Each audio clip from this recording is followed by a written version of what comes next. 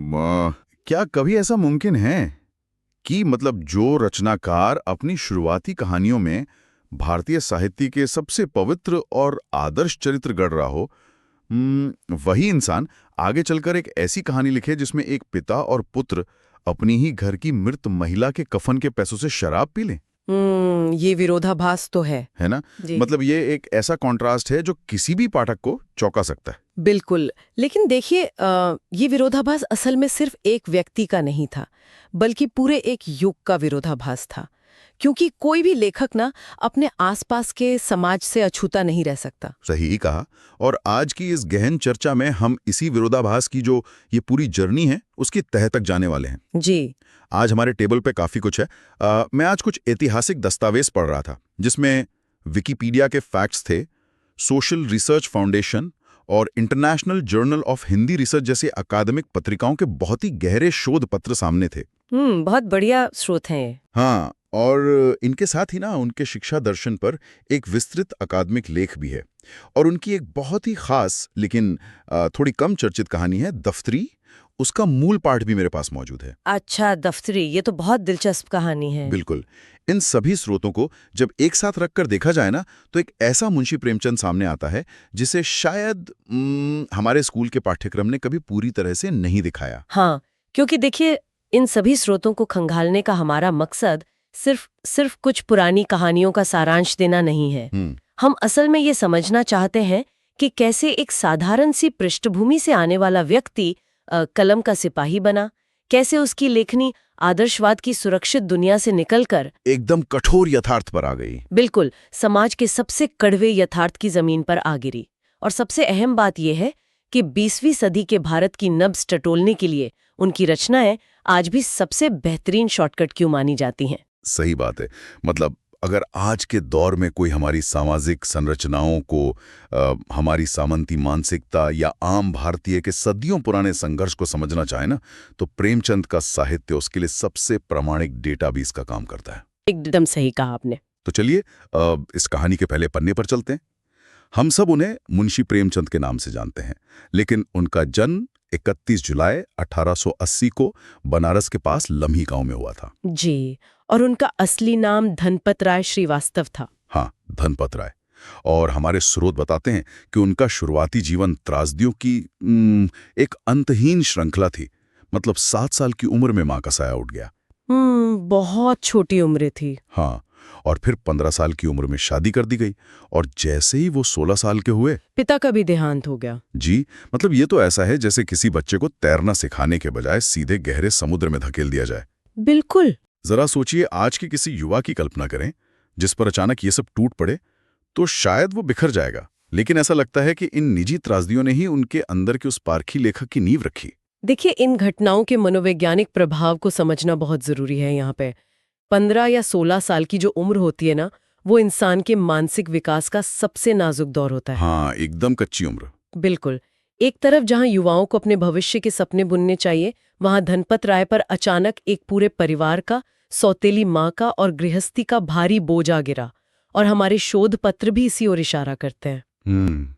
क्या कहते हैं शोध पत्र? वो बताते हैं कि इतनी कम उम्र में उन्होंने जो देखा वो किसी आम इंसान के जीवन भर के अनुभव से ज्यादा था। मतलब उन्होंने अपनी सौतेली माँ के व्यवहार से पारिवारिक राजनीति को समझा। अच्छा। अपने आसपास के किसानों और जो क्लर्क थे उनकी दुख तकलीफों को महसूस किया, और समाज में फैले खोखले कर्म कांडों का असली चेहरा भी देखा। और यही वो कड़वा सच था जिसने उनकी लेखनी में एक जबरदस्त जमीन तैयार की। तो मतलब इसी जमीन से वो आक्रोश पैदा हुआ जो उनकी शुरुआती लेखन में साफ दिखाई देता है। जी बिल्कुल। तब वो उर्दू में नवाब राय के नाम से लिखते थे, राइट? हाँ, नवाब राय। स्रोतों में 1908 में प्रकाशित उनके पहले कहानी संग्रह सोजे वतन का बहुत विशेष जिक्र किया गया है। सोजे वतन, ये तो ऐतिहासिक है। हाँ, मतलब ब्रिटिश सरकार इस एक किताब से इतनी खौफजदा हो गई कि उसने इसकी सारी प्रतियां जब्त कर ली, उन्हें जला दिया। और नवाब राय पर आगे ऐसा कुछ भी लिखने पर सख्त पाबंदी लगा दी। देखिए, ब्रिटिश सरकार का ये डर ना अकारण नहीं था। कोई भी सत्ता हथियारों से उतना नहीं डरती जितना वो विचारों से डरती है। बहुत गहरी बात है। इतना कि ऐसी चिंगारी थी जो सोए हुए समाज को पूरी तरह जगा सकती थी। अंग्रेजों को समझ आ गया था कि ये महज महज एक कहानी की किताब नहीं है। हाँ, वो एक आंदोलन था। बिल्कुल, एक वैचारिक आंदोलन की शुरुआत थी। इसी पाबंदी के बाद ही तो कानपुर के एक संपादक थे दया नारायण निगम। उनके सुझाव पर उन्होंने अपना नाम बदलकर प्रेमचंद रख लिया। अच्छा, तो दया नारायण निगम ने ये नाम दिया था। जी, और यहीं से एक नए सफर की शुरुआत हुई। लेकिन यहाँ ना एक बहुत दिलचस्प पेज है। मतलब एक तरफ वो सिस्टम के खिलाफ ये सब लिख रहे थे और दूसरी तरफ वो खुद उसी ब्रिटिश शिक्षा विभाग में एक सरकारी नौकरी कर रहे थे। हाँ, स्कूल इंस्पेक्टर के तौर पर। जी, दिन में ब्रिटिश सरकार की नौकरी और रात में उसी सरकार की जड़ों में मट्ठा डालने वाला साहित्य लिखना, ये एक भयानक मानसिक द्वंद्व रहा होगा। बिल्कुल रहा होगा। ये द्वंद्व लंबे समय तक चला उनके अंदर। अपनी आजीविका और अपने ज़मीर के बीच संतुलन बनाना कभी भी आसान नहीं होता। हाँ, जाहिर है। लेकिन अंततः हुआ क्या कि 1921 में जब महात्मा गांधी ने असहयोग आंदोलन का बिगुल फूका, तो प्रेमचंद ने अपनी उस सुरक्षित सरकारी नौकरी को हमेशा के लिए त्याग दिया। क्या बात है, मतलब नौकरी छोड़ दी? हाँ, और पूरी तरह से साहित्य सृजन को अपना जीवन बना लिया। तो नौकरी छोड़ने के बाद उनके साहित्यिक विकास में एक बहुत ही स्पष्ट बदलाव नजर आता है। अगर उनके काम को क्रोनोलॉजिकल तरीके से देखें ना, तो शुरुआत में उनकी कहानियां गहरे आदर्शवाद से भरी हुई थी। बिल्कुल। जैसे पंच परमेश्वर का उदाहरण लेते हैं, इसमें अलगू चौधरी और जुम्मन शेख की कहानी ये स्थापित करती है कि पंच के मुंह से खुदा बोलता है। जी। मतलब दोस्ती और दुश्मनी से ऊपर उठकर इंसान की अंतरात्मा हमेशा न्याय ही करेगी। और सिर्फ यही कहानी नहीं, अगर आप बड़े घर की बेटी को देखें, जहां आनंदी अपने टूटते हुए संयुक्त परिवार को सिर्फ अपने त्याग से बचा लेती है। हाँ, वो भी बहुत आदर्शवादी है। और ईदगाह कैसे भूल सकते हैं, जहां छोटा सा हामिद मेले की चकाचौंध के बीच अपने लिए कोई खिलौना नहीं खरीदता, बल्कि अपनी दादी के लिए चिमटा खरीदता है। रुला देने वाली कहानी है वो। बिल्कुल, ये बाल मनोविज्ञान और निस्वार्थ प्रेम का एक ऐसा आदर्श है जो सीधे दिल पर चोट करता है। तो इन सभी कहानियों में ना एक पैटर्न है।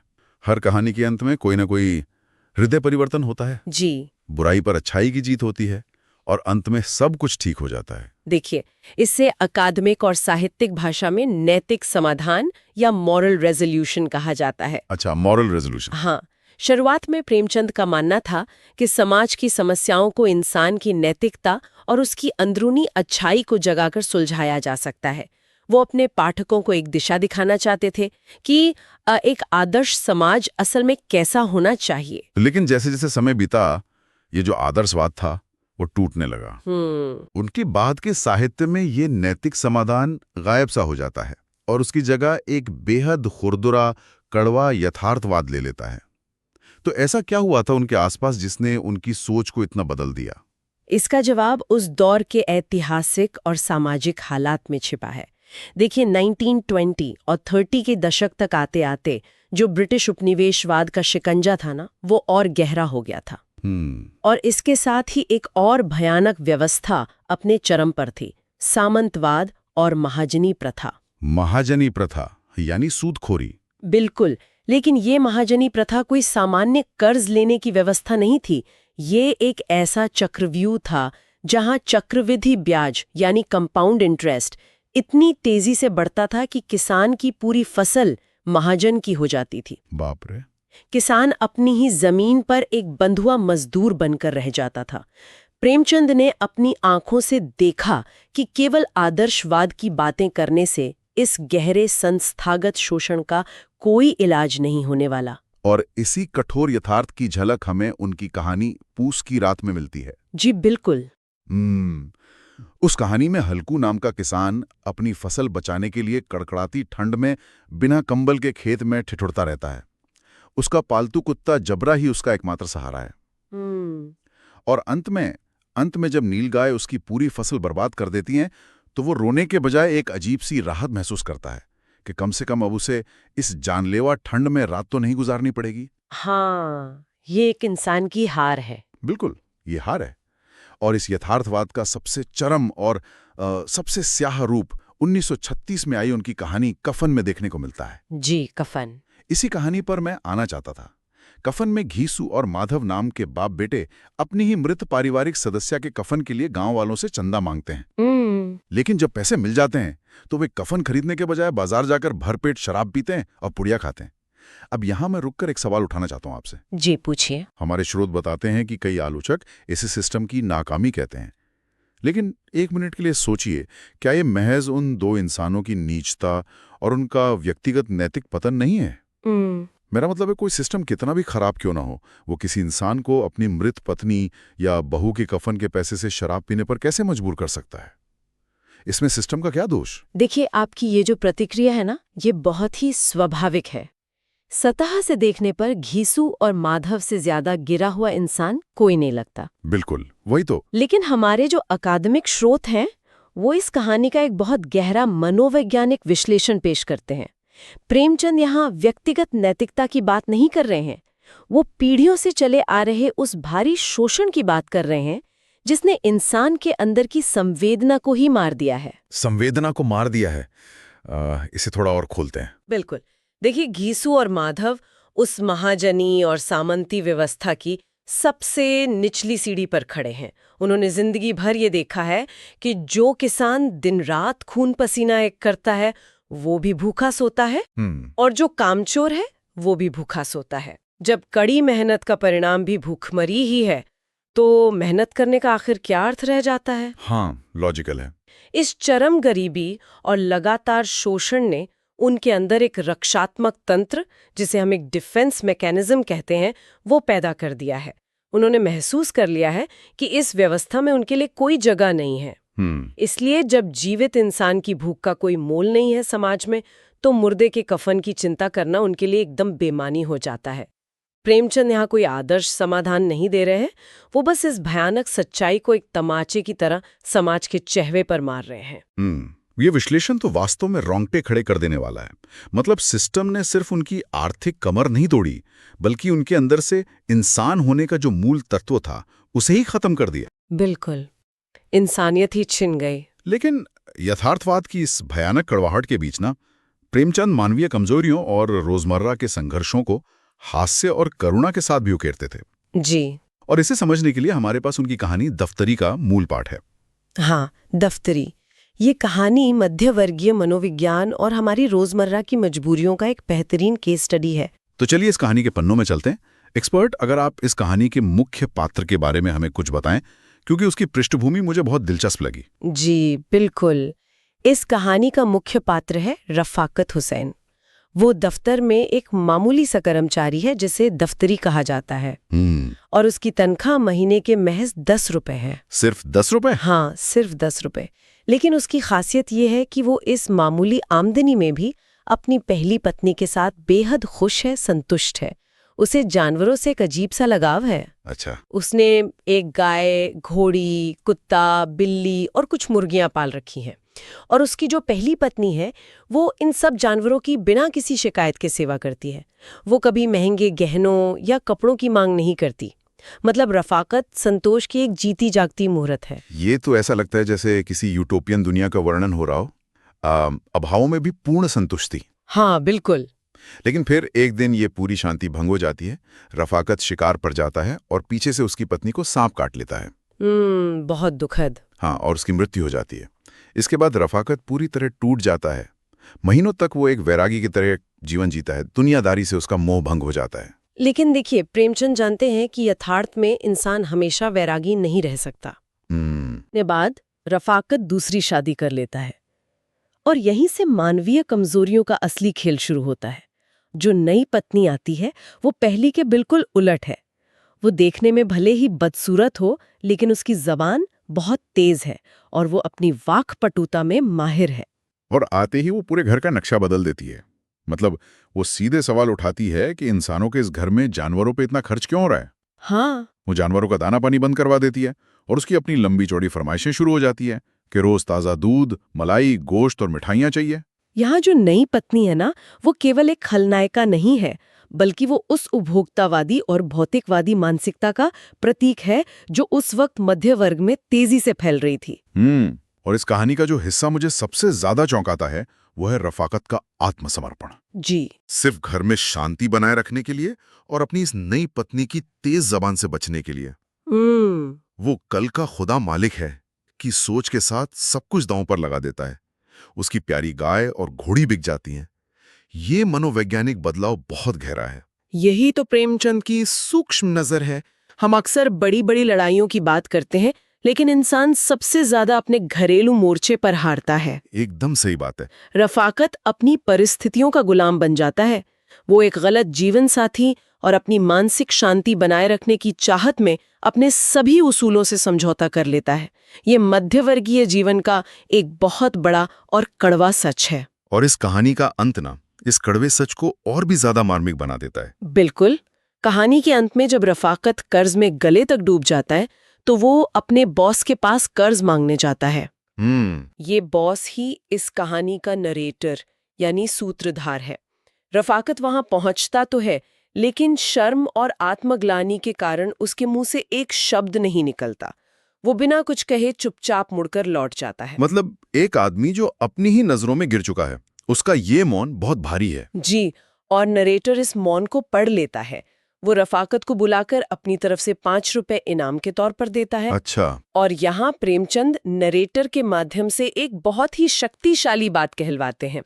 नरेटर रफाकत को ग्रह दाह में जलने वाला वीर कहता है। ग्रह दाह में जलने वाला वीर, ये एक बहुत ही असाधारण उपमा है ना? क्योंकि वीरता हमेशा रणभूमि में तलवारें भांजने का नाम नहीं है। रोजमर्रा के जीवन में घरेलू कलह, आर्थिक तंगी और अपनी ही इच्छाओं के कुचले जाने के बीच घुट-घुट कर जीने वाला। और फिर भी हर सुबह उठकर अपनी जिम्मेदारियों का बोझ ढोने वाला एक आम इंसान भी एक वीर ही है।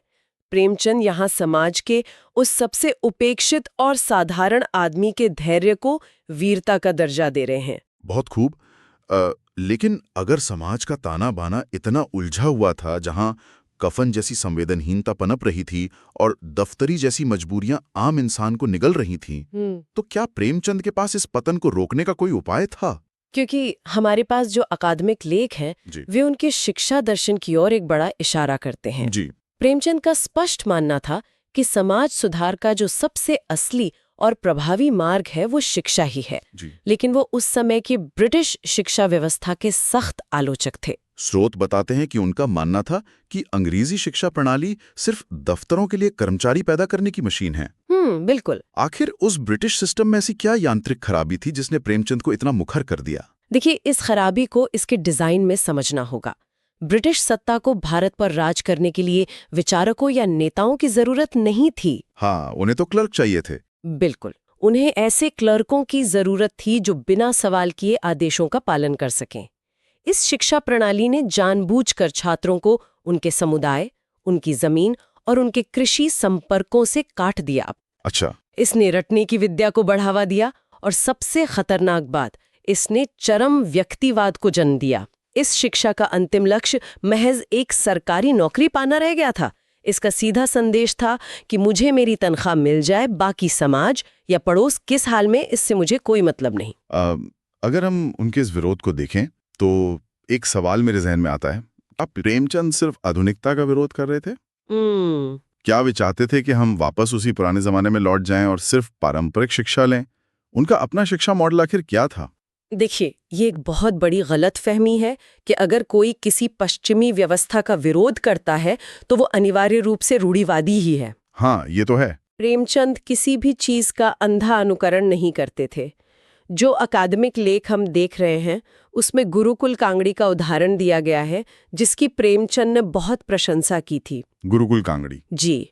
और उनकी ये प्रशंसा इसलिए नहीं थी कि वो कोई प्राचीन व्यवस्था थी।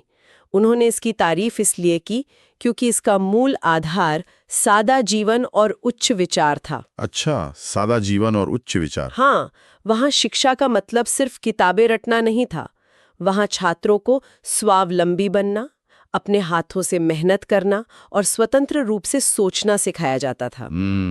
प्रेमचंद एक ऐसी शिक्षा चाहते थे जो इंसान के चरित्र का निर्माण करे, जो उसे विपरीत परिस्थितियों में खुद निर्णय लेने की ताकत दे, न कि सिर्फ एक अच्छी तनख्वाह वाली नौकरी का मोहताज बना दे। मतलब अगर हम इन शिक्षा संबंधी विचारों को आज के संदर्भ में रखकर देखें ना, तो ये और भी ज्यादा प्रासंगिक लगते हैं। बिल्कुल लगते हैं। ऐसा लगता है जैसे हमारी आज की शिक्षा व्यवस्था उसी मशीन का एक अधिक उन्नत रूप बन गई है जिसकी प्रेमचंद ने 100 साल पहले आलोचना की थी।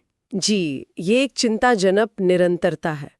आज भी अगर आप देखें तो शिक्षा का मुख्य पैमाना पैकेज और प्लेसमेंट ही है। हाँ, हर कोई पैकेज की बात करता है। चरित्र निर्माण, नैतिकता या समाज के प्रति हमारे दायित्व जैसे विषय तो सिलेबस के हाशिए पर भी नजर नहीं आते। प्रेमचंद की सबसे बड़ी चिंता यही थी कि हम पढ़ लिख कर ऐसी स्वार्थी मशीनें न बन जाएं जिनके अंदर से इंसानियत का तत्व ही गायब हो जाए। सही कहा। तो इस पूरी विस्तृत चर्चा को समेटते हुए ये स्पष्ट हो जाता है कि मुंशी प्रेमचंद का साहित्य महज कहानियों का एक संकलन नहीं है।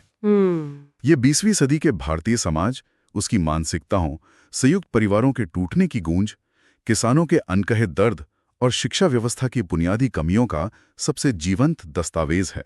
बिल्कुल। उन्होंने केवल समाज की बाह्य समस्याओं को नहीं लिखा, बल्कि उन समस्याओं के पीछे काम कर रहे जटिल मानवीय मनोविज्ञान का एक तरह से एक्सरे हमारे सामने रखा। जी, और उनकी ये समझ आज भी हमें यह सिखाती है कि ज्ञान और साहित्य का अंतिम उद्देश्य इंसान को उसकी इंसानियत से जोड़े रखना ही है। इस चर्चा को यहाँ विराम देते हुए एक ऐसा विचार सामने आता है जो शायद हमें लंबे समय तक परेशान कर सकता है।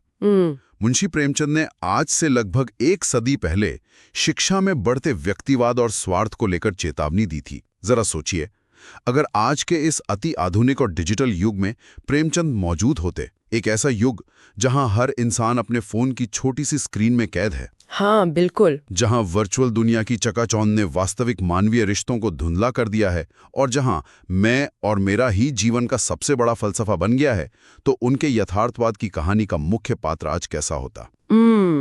बहुत गहरा सवाल है। क्या आज के इस वातानुकूलित और सुविधा संपन्न समाज में हमारी बढ़ती हुई सामाजिक उदासीनता के बीच कहीं ना कहीं हम सभी कफन के घीसू और माधव की तरह संवेदनहीन तो नहीं होते जा रहे?